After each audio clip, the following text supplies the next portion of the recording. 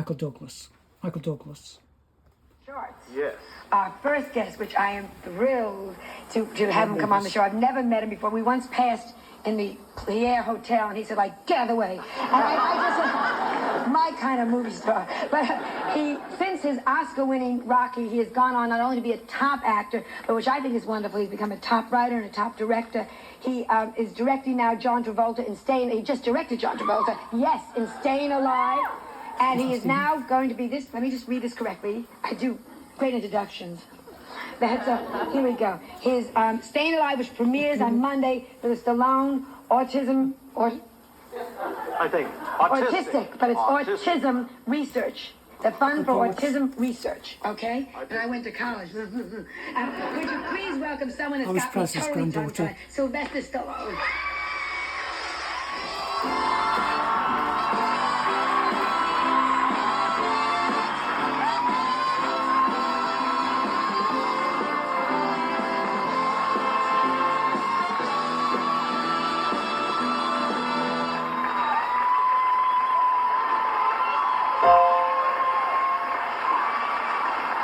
I now have rows of my teeth class.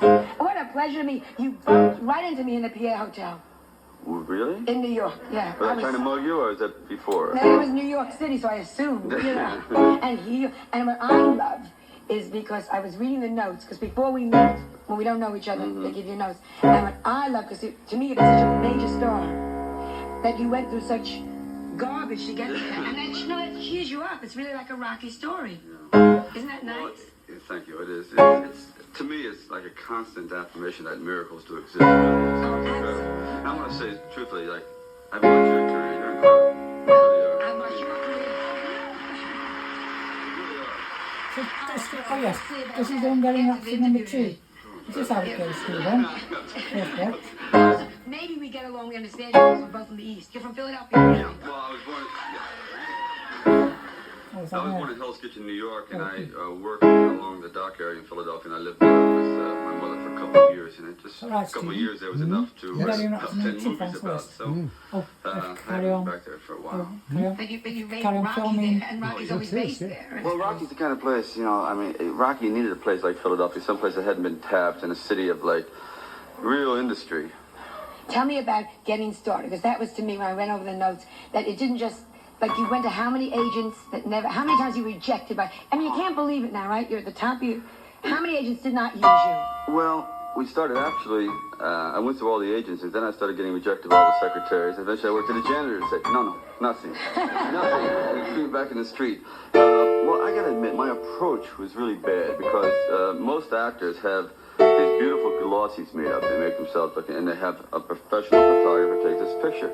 I didn't know how to be that cool at the time. So you know those airport things, 4 for a quarter? Sure. And we try to show the 4 horsemen of the apocalypse. Say, look at this range. Yes, you're Rhapsody in Blue. Each one different, and you say, look at that. And, I mean, if I got it together, and then I would take it, and you could see them like dialing police.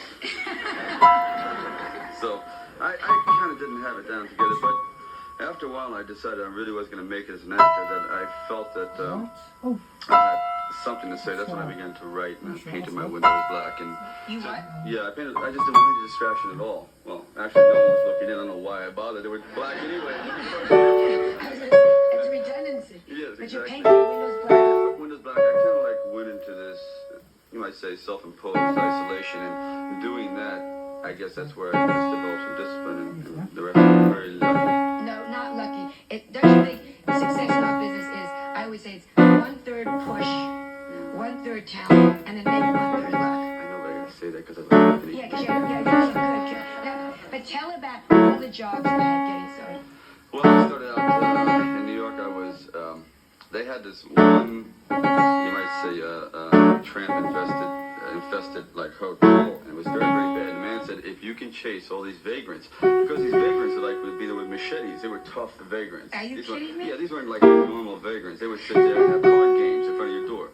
So I said, how do I get rid of these people? So at night, they would sleep till about 3 in the morning. I'd go down, I'd put on a ski mask, you know, and a couple bayonets and scream, you know, the Russians are coming. And of course they would panic and they'd leave. And eventually they really chipped in the landlord, and he bought a chain lock. You know, it was really important on the front front door.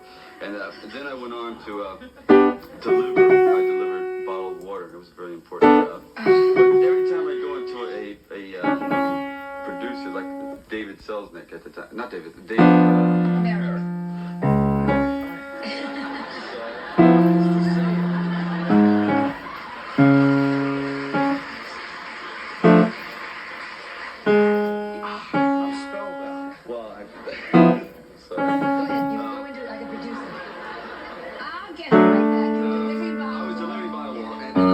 David Merrick's, and he's a big Broadway producer, so I'd go in there and I'd say, well, your water is here. I've got car wheels, and everything you hoped it. Yes, we were just casting a man who carries water. Perfect. But it never quite worked that way. Then I worked at Lions, and I worked at Lions cages in New York. Clear Lions? You had the worst job. And they are so accurate with their movements. It's George Grace I never had a difficult time getting a bus, getting on the subway, a seat, anything. Are they accurate time-wise or placement? It's a bit like you. Through the eye of a needle. Rhapsody in Blue. Oh, they were bad. So you had the So right then thing, Stephen. I had a job. Just to finish that one, this one I out. was a bus boy, and again, I know usher. But the usher was the best job in the world. It really was. Where were you usher? Right across here from Bloomingdale. So in a movie theater? In a movie theater where eventually Rocky opened. Oh, that's 4 years. bad. Did that That's well? bad. Oh yes, after this commercial break. Talking with Sylvester Stallone, you're dying of the heat. Why don't you? And she said it very calmly. Why don't you just take off your jacket? Again, listen. Okay. Well, no, I am dying. Thank you. Oh, Michael Douglas. Kate Douglas' son. Now, don't you feel good that people think you're so attractive because you worked very hard to look like this? I am flattered. But you should see John Travolta now. Does he look good? Oh, he's awesome. He is awesome. Well, thank you, but you'll see, he is incredible, and I have to say, I don't know if should we jump to that subject? Anything you want to talk about? We're here to chat. Because it was interesting, because John and I never thought that I would end up working like with someone who is so close to me in a sense, like we're both, Italian descent and about the same age and whatever, and it never dawned on me. And when the idea was presented, at first I said, oh, I don't think I can do it. But when I met him in the challenge, in the dance, because what he does in this dance... Oh, no.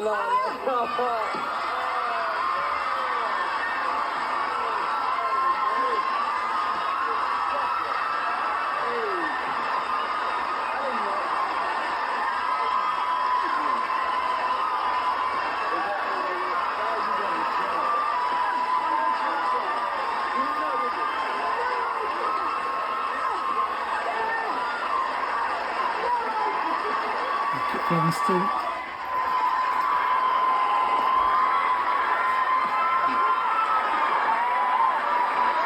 They like you.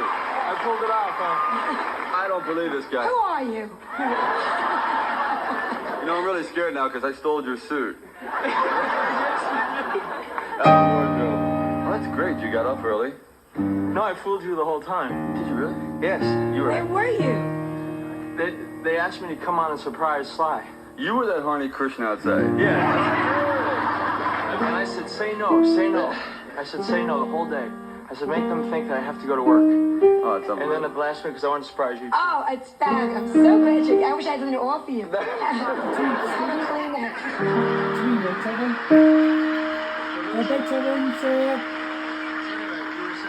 Have a clean that.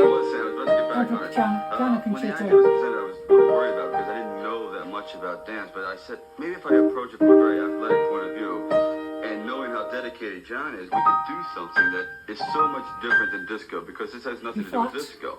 And what this man put himself through is, I would have to say, Leave it there, Tony. than I did for Rocky 3. I mean, he transformed his body in 18 weeks, which took me 18 months. Did you take off your jacket now?